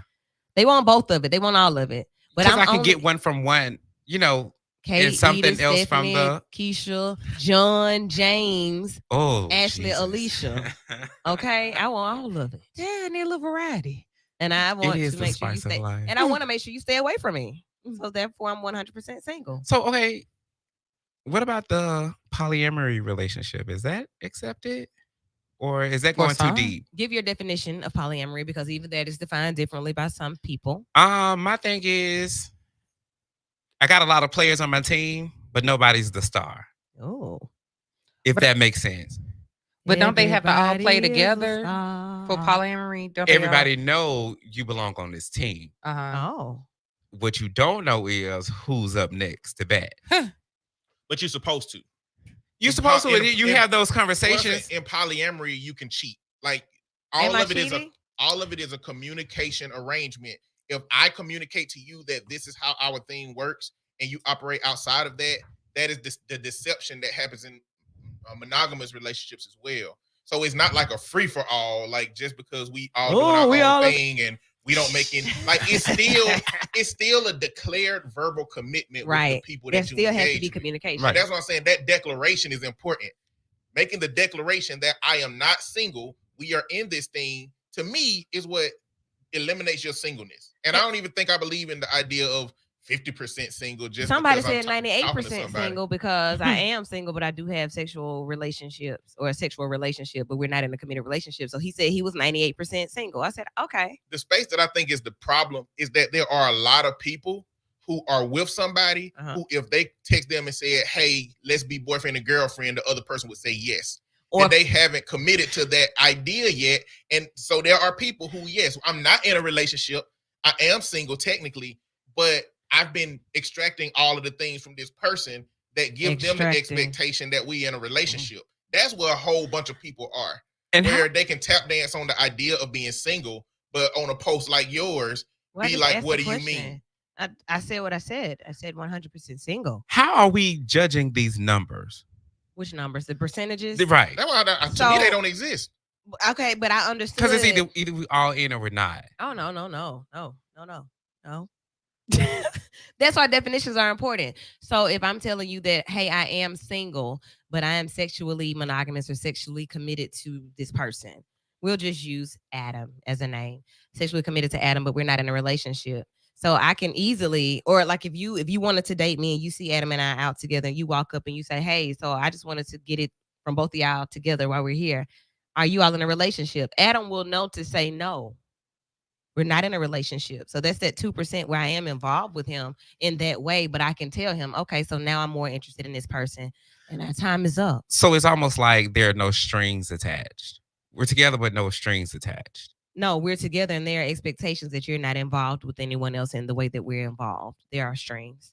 9948949 is the number. How many strings?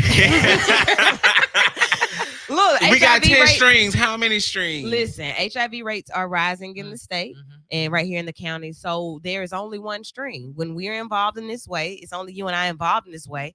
But if I start dating Eddie and I like Eddie more, that string is cut. You're over with it. Now we are together. And that should be able to be communicated. I get the string we're speaking of. So keeping in mind in that. Okay. So you're saying I don't have any other strings out here with nobody else. No. So you're only a one string person, but I can have an emotional attachment. Go to dinner to somebody else. Yeah. Is that what we're saying? Yeah. Well, the way I was but reading is that still post, not being 100% single?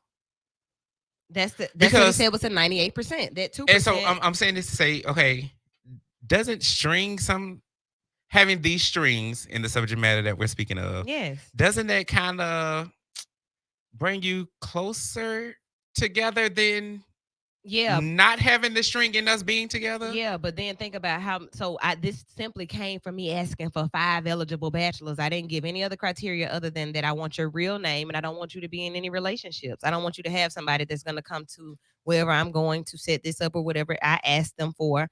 Busting your windows because you are posing as single. You should know what your status is. I am single. There is no one who feels so seriously about me that they're going to be upset that I'm here tonight. And there are more answers to the question. It could be that I am single, but I am involved with somebody in which if I'm about to meet a person that is new, they might not be okay with that arrangement that I have with that person. So 100% single means that yes, you have the freedom to go meet new people, right? And there not be any connection that will create any issues with the old person or with the new person. Right. Simple. That just takes being honest with what you got going on. 100% single. I'm having heart palpitations. And there are others who are having heart palpitations and headaches because the level of communication that it takes to be able to fully understand this is and that's deep. why I say you can have those conversations and we can have an agreement. Okay. I'm speaking for personal experience. Somebody told me that this is what this is. We both agreed to we only together for the string attachment. Okay. Get me? Okay, so then it turned. Then it turns after we just said we're only here for string attachments, nothing else. So in your case, you see me with somebody else. I want to fight. And now you want to fight. But we've had the conversation several times that this is what this is. All right. We're only here. So you'll get mad at me, but it's okay for you to be with somebody else and expect me to be like, okay, which I am. I don't make no, half of the time that's my jollies.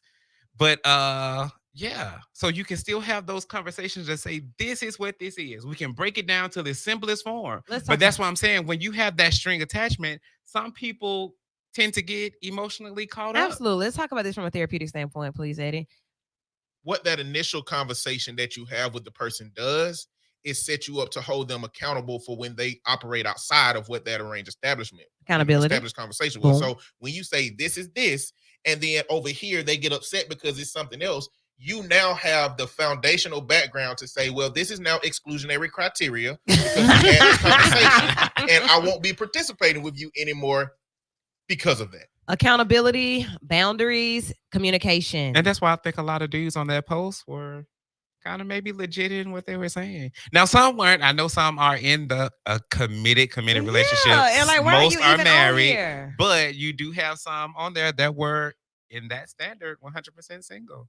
Okay, which could be subjective. Now, let's go to when I posted the question about eligible bachelorettes. I said, send your name, your real name. Please be one. I said the same thing. The instructions were to inbox, right? Why? Okay, if I say inbox, the question, I didn't mind the question of, well, what's 100% single? If you got to ask, you already know. But on the women's post, we didn't have all of that. They simply did as instructed. They sent their information, and it was, hundreds of women. But can they say they're 100% single? They send their information. That don't mean it, because some guys sent there too, and they was getting discredited. 200% married. You see what I'm saying? So, okay, if they're getting nail and hair money, Okay. though nothing is going on, is that 100% single? That's not a relationship. Like I've literally posted a picture of me getting my pedicure done as I was getting it done, and someone random sent me a cash app Yeah, to pay thanks. for it. So that's Thanks a we're not in lot. a relationship. Yeah, appreciate you, bro. I'm But not about to to you- meet you afterwards. I'm But not from about what you were to saying call you. before, if the person who send that stuff is expecting something from you because of it, Mhm. how are you? How does individual that get it sent to supposed to respond and supposed to see that Thank you. engagement? The way I did, I kept it moving. I mean, appreciate you, but that doesn't equal anything outside of you just sent me a cash app. Right. I didn't ask for I'll anything. send it back if you need it. Okay. It didn't come with a subject line of, hey, this is because I like you. Right. None of that, right? Right. No. Okay. So yes. But what if they've expressed interest before and you shot them down? Then I you mean, don't take it. Yeah. I mean, but if I ain't you sending no cash outs back. Now. That's what we sending do. it I mean, back, but 'cause Fight they me show in up at your court. How much was the cash app? $25. I'm spending $25 to send it back. Like, you ain't getting that back. I'm sorry. All business transactions are permanent. No refunds. And You know- it's something that I thought about. There are a lot of people who go into these relationships or situationships, as some Mhm. people call them, and they have an expressed agreement on what this is. But I don't know for men, because I've never been a man, but for women, sometimes and I've made this mistake myself, I can change that person. You know, we talked about one type of thing that we want to do, but this many moons ago, but I thought, well, maybe if I show them how sweet I am and how good I am, of a person, that maybe they'll change the expectations of this relationship and we can change it to something else. So sometimes people get into situationships thinking that things will change if I just stick around for a while. But I know, some sneaky leaks that's been going around for the decades at this point. Man. But do you think that's the issue more so? The basis of the issue? Because we have too many ships? Too many different types of ships. Right. That the lines of what is single and what is not is getting blurred. And that's why we have them, because we need blurred lines. Relationships take discipline. And if I have some blurred area that I can kind of jump in because I ain't really feeling discipline, it's about to be spring and summer and I don't need any, people make work for them what they need to work. That's a cop out. But it's the truth. It is the truth. It's But what I'm you just hear. saying it's a cop out. Just to say it's it's So hot I'm just gonna add outside. another ship. I want a ship with no roof. so With no now anchor. winter's gone and we can't be bundled up together anymore. Winter's gone. Now it's too and hot. Get off me. me. Come You're on, gonna Angie. look around for me, child. Just I'll recapping the be weekend. gone. Okay. Not ashamed because the seasons have changed, my Yes. sweetheart. I mean, okay, so I'm saying is What you being saying? We outta too here. progressive sometimes the issue? Yes, we decided But that back at the first. I know, but I'm conversation. saying, so does that justify that there should be a cap out to What's being too progressive? progressive in this sense? when it comes to relationships, Because I mean, a bunch of grandmamas' Many marriages ships. wasn't all peachy keen, and so a lot of this is like grandmamas telling they granddaughters and granddaughters to not let men be all in it. So it's like a lot of skepticism going into long-term relationships, and there's a lot of vetting and early work that needs to be done. But also, while people are still trying to get their connection and engagement met. So, I mean, I think what's happening is like marriage is becoming less relevant, and the space where people ain't getting married but still want human connection is what we're seeing happening. it's safer. So back in the day, people would marry the safe person. Yeah, you can tell they don't really match. They don't make no sense, but they were safe. The person married somebody that was safe. But now people aren't marrying for safety. I'm not going to marry you and have to play with. Nope. I'm okay being 100% single if I'm going to have to commit to something that's very shaky and unstable and mentally ill and broke and emotionally damaged and traumatized. Nah, I'm good. What does that sound like? The truth. Like, so why would I marry if that's what we see every single day with everybody you meet? I don't care if you sent me a $5,000 cash app for my nails and hair. Nah. Yeah. I mean, I think that's part of the problem for me. I see so many unhappy people. What Like, you say? I like being happy. I like going home and I have peace in my house, So I know relationships are work. I know that it takes a lot of commitment and work to make things great.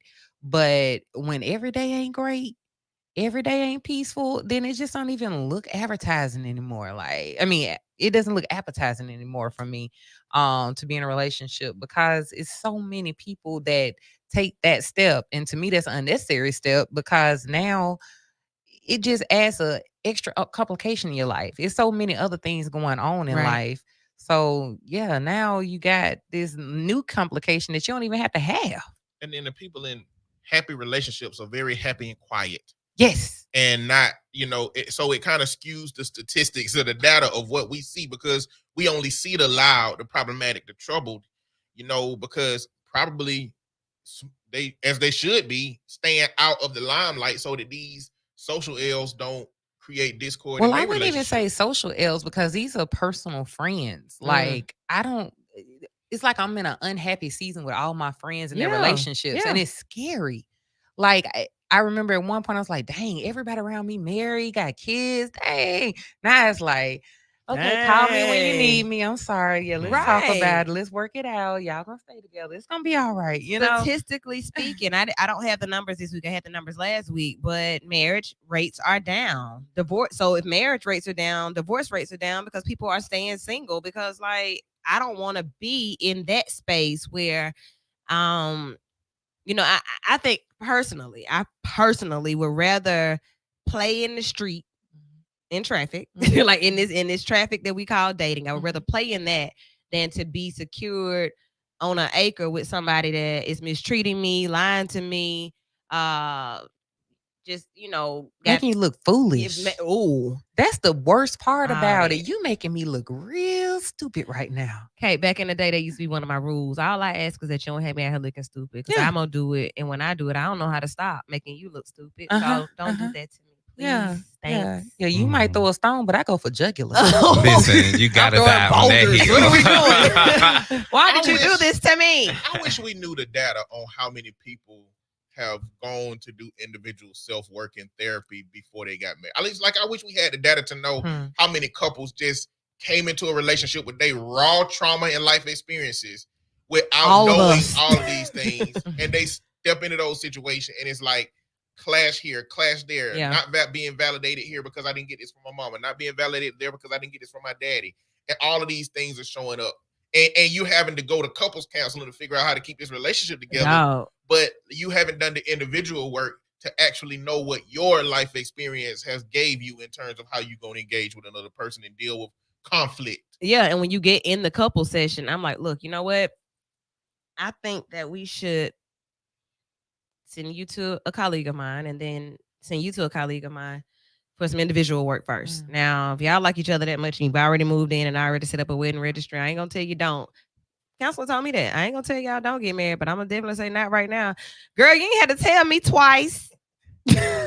So should people be getting into couples therapy before they even get engaged? Yep, while they're courting. Well, first of all, feel like it may be long term. Let's say individual first, for sure. Yeah, right. And that way you could be at least somewhere halfway.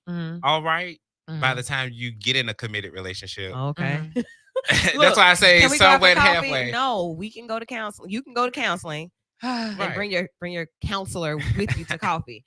I'm with Jesus. I mean, I encourage people, especially at the beginning of that romantic phase, if it looked like this is gonna be long term and it is something that you want, then go find a counselor you both like on good terms, so that when y'all need to be there, y'all already got something. And go back and as that counselor, if y'all can do a bi-monthly check-in session just to just make the good better. Or when it starts to diminish a little bit, bring that, diminished back to a normal. I like it.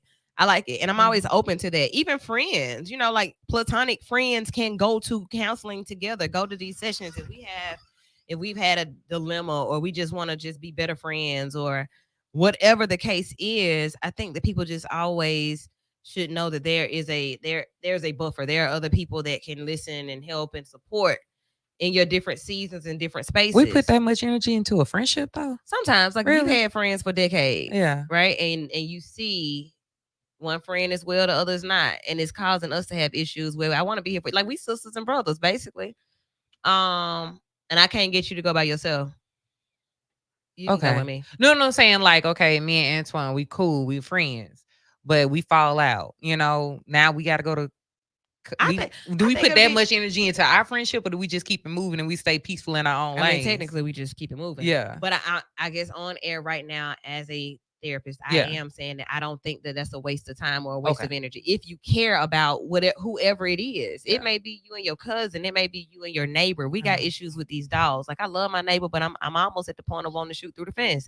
Okay, look, I got a therapy session Wednesday. You want to ride with me? Ain't nothing wrong with it. You can pay half too. I think that we can lose somebody and never be the same person for the people around us that we've been before. And we talk about that, and I mean like lost death. We don't a lot of times look at losing a friendship as a loss, but it can be a loss. And sometimes it can impact us to the degree that we really do need to recover from that. And it's like, if you can look into a crystal ball and see that you're going to struggle for 5 years with that loss, it may be worth the investment for that friend. I like that. To say, how can we recover from this? Is there a way? And then if you can't, take solace in the fact that you had to let that go, but then at least it was a process and not I had to let my friend go cold turkey because of this fallout that we had. Yeah. It may just teach one how to be a better friend. Like, what I believe is that even these surface conversations, like I said, we talk through these things. I done talked to you 100 times about the same thing, and you hadn't heard me. Come with me to this meeting that I have, and it may be something for you. And just those type moments may be able to be this is what I wanted you to hear, but I couldn't say it to you because when I said it, you got mad at me, and we actually fought. You're not going to hit the therapist. And if you do, the therapist is going to call the police. You're going to go to jail. But it would be better if maybe somebody really gave you some tools and skills to help you know that this is codependent behavior you got going on. And it's not going to work in any other relationships. That may be the thing. It may be just that, hey, I think that my friend counts on me for way more than I should be giving in this type of relationship. We've been friends for 40 years, and it has always been a very one-sided relationship. But I've also seen my friend lose other friends and other relationships for the same behavior. I don't see anything wrong with us starting to invest in that way. Okay. Clock in and out. Okay. I'm speaking on a personal because it's the only thing I do. I'm so busy. Like, girl, I ain't got time to go. I'm gonna put that much energy into the homegirl. Like, we can still be cool. Like, my best of friends don't talk to me every day. So it's like my week changes from week to week. I'm worried about putting someone's 5-year-old baby into the ground. Yeah. I'm spent when I get home. I don't have time to put that much into a relationship that you are committed to misunderstand. So I'm just out. And I don't have a friend that exists that I'll go to counseling with, but it's like for people who feel like that thing is important enough to them to not lose, it's not everybody shouldn't go to counseling with their friends, but if it's that important to you to maintain a healthy relationship with your friends, then and I think it just boils down to knowing the person. Like, okay, I don't want to say this, but okay, so I just personally went through with is it vital? I just personally went through with something with a friend. And my thing is, if you knew me, I've came to you on several occasions to express to you about something I had been feeling. They was like, okay, I get it. But yet you go back to the same thing. Yeah, so you didn't get it. So it's like, no, you didn't get it. I tend to be a person, I shoot from the hip. Sometimes that may come off a little offensive, but at least if you know what bag I'm coming out of, that doesn't leave you to question anything, right? So if I'm telling you point blank in the period what this situation is, and you still go and do what I'm having the issue with, at this point, there's no need to go to therapy. I'm just gonna cut you off. Yeah, I get it. I just did the same thing too. It's at the point that I feel like now you have to get to a place of, we say I'm protecting my peace, but it becomes an issue when you have to protect it from somebody close to you that you really was like ace boom coons. It's gonna hit you because you missed the relationship. Yeah, but it's not my peace more valuable than to say, even if we do salvage it, I know my intentions were pure in what I said. Is yours in this journey of after the couples, you know what I'm saying, the friendship session. Okay. Are you gonna go back into the same pattern, or are we? Absolutely. I agree. I agree what you're saying, because in situations where if somebody cheats, if I were to be cheated on, why do I have to change and adjust my life to accommodate something that you did? Boom. And that's my choice. I'm not going to do that. So yes, you being in my life could be less peaceful than you being out of my life. And that's a calculation for you to make. Right. I think the struggle I have with how that dialogue is carried out in society is where it's a whole group of people who at a table where one of them have a conflict with a friend, everybody else is like, why you don't cut them off? Like cutoff culture is very heavy. Period. Like in every circle. Yeah, I ain't nothing to cut that friend off. You know what I'm saying? That's how the culture says it. In relationships, it's like we can cut people off. And that doesn't calculate in the nuance that comes with our desires to connect, our emotion, and what it means when we lose somebody that we value. So we just got a comment. You all are saying some very great points about counseling for platonic relationships. I so agree. So maybe not investing, or Lillian, like you're saying, I don't have the time to invest in that way. What you're saying is I've already invested in that way by communicating it with you, trying to make it clear that this thing is what bothers me, or this is what I need from you, and you ain't heard nothing I said. So okay, cool, boom, chop. For me, it's more of a, if you don't tend to the things that you need to tend to for yourself, and then they always end up circling back around to affect me, I can't allow you in my space. So I kind of get it from everybody's standpoint. How many strikes do you get? So when you start comparing relationships, platonic relationships to intimate relationships to familiar relationships, what do we have time for? Which ones are worth the investment? I know, and I hate this about myself, but I will forgive a male friend before I forgive a female friend. Girl, it's not just you. We do that. And I feel so bad about it, but it's like, it's got to be a reason though. Is it because you know the girl? You should know, like, that sex should know the code. Because, like, is it the same thing for a man? I can easily cut you off because you know the bro code, but she might not. I don't even think it's a bro code. Like, I'll stop talking to a female if you keep coming to me about the same male problems. And it's like you're doing insanity. The definition of insanity, you're doing the same thing over, asking for the same result. I mean, but you're getting the same result, but you're looking for something different. That's insanity. So after a while, I'm gonna get tired having that conversation with you, you know, and I gotta ghost you, or I'll kind of slide to the side. I mean, I'm sorry, but I don't have time for that. By what you just said, should that be more so a person-based thing than a sex? I think I hear it's what more you're saying. You see what I'm saying? It's more of a female thing. Guys, when they have problems, it's like stuff that, you know, we can talk out, not a problem. Men tend to be more stubborn too.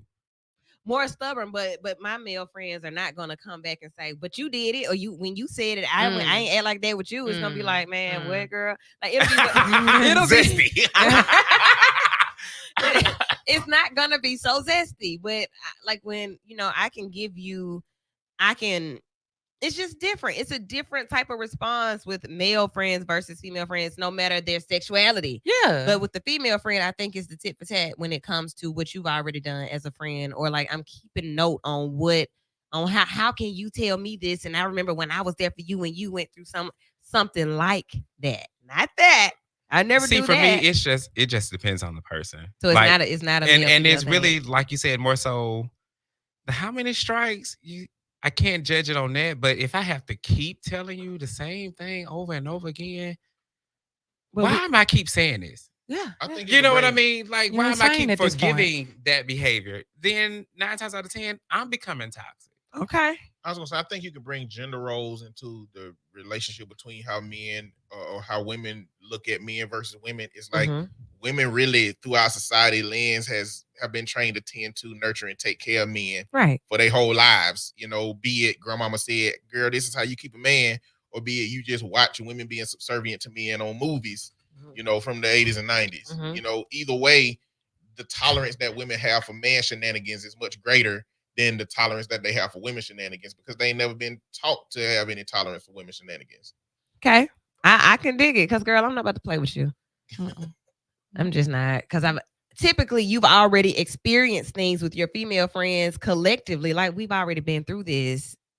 And why? No, but with it's different. Like, I'm gonna let y'all have a pass sometimes and be like, Lillian, no. Right. Right. It's the truth. It's the truth though. Don't Like, know and I why. hate that. Like, I don't see it in the moment, but I sit back and be like, dang, I let him go with that. But I'm not dealing with that with you, man. Crazy. We So need to do it's some it's research really on based that. on it because of we've as women collective had this conversation that you think men collective haven't had this conversation. Y'all don't have conversation.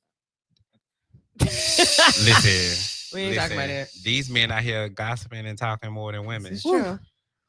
So we having these conversations. Are you taking heed to what you're talking about? Because we talking about James just did it.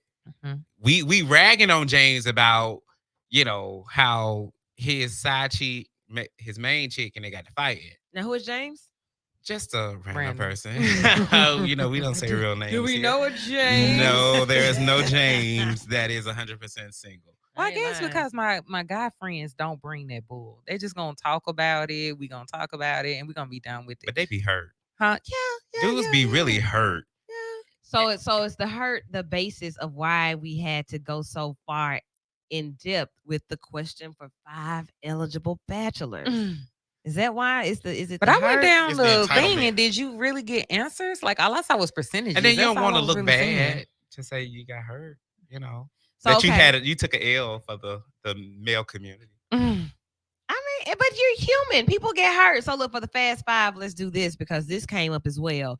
If you're 100% single, you ain't worth a damn, is what somebody said. Like either you ain't worth a damn or is something wrong with you. If you're 100%. I was going to say that earlier, but Yeah. because what is today's view on celibacy? I think it's amazing. Everybody don't think that. So to some degree, they're maintaining some profile that they're not really single. That's why you can accept those text messages sometimes. What that got to do with celibacy? I mean, I'm just saying you might not be.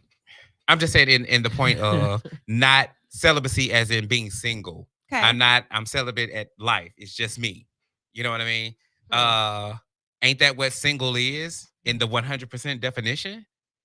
Yeah.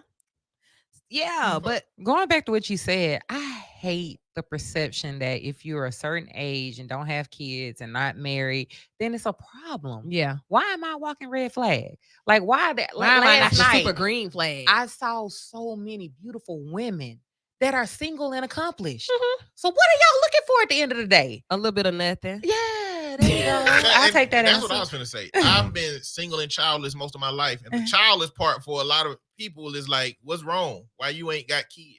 And single and childless, yeah, on paper it sounds good, but what's wrong with you? It's I like, want you to what's have wrong a with you? baby mama somewhere. Well, no, Why? it's the point of I can move freely because that has been my life for all my life, pretty much. I like the fact of being able to move without having to answer to somebody, right? Because if I'm not single, I'm with somebody. Okay, if I'm going here, I ain't saying I gotta let you know, but it'll be nice to let you know. Right. I don't want to have to do all of that. I don't want to have to text you good morning. Good morning, Because some gorgeous. Like, people why? look for that. Like, you ain't even text me good morning. Okay, but are we not on the phone right now? So all of that ties into being in a relationship, that was just too much for me. And I didn't want that. Like, But I when want to it be able to go. comes, will we know?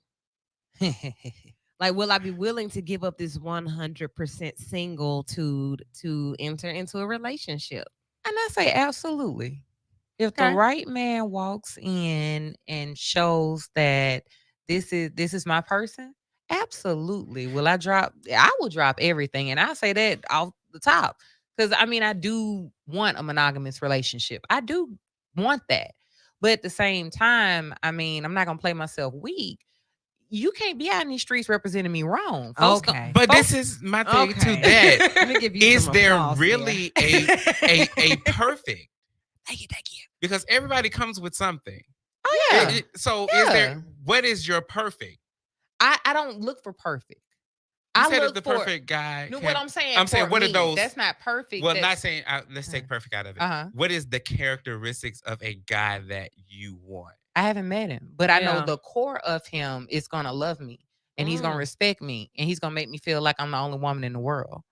That's a great foundation. Anything built upon that, we good with. And I will say he would have done some work Mhm. before we connect, right? Like before you come, don't come. You know what I have typically because I'm pretty much open book, right? Like you Mhm. see what this is. Mhm. I'm telling you what this is, but then you come and you have nothing, like nothing at all to show. But a nice personality and morals. That's not. I mean, enough. but even if you That's don't not have enough. anything, if you have the core characteristics of being trustworthy, Okay. loving, able to receive love and all that kind of stuff, I'm good with that. You know what I'm saying? One part of being a woman is to nurture you and to get you at your full potential.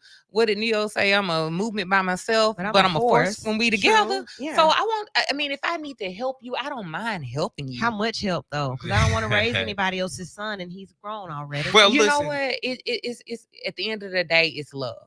And if I love you enough, I don't care if you were flipping burgers at one point. Okay. I really don't care. People always say, well, you looking for someone with money and all that. No. Not necessarily. That'd be nice. No, but- it's nice if you have money. I mean, of course, because I got goals here, bro. But I mean, if I can help you get to your goals, if you have goals, then we're fine. I'm fine with that. I had this conversation with some ladies that were at the salon getting their hair done, and we were talking about their particular type of guy. Okay. And I asked him the question, did you think you would ever marry your husband as a guy he was or is? Probably not. And it was like, no. Right. He was the furthest thing of my type. Mm-hmm.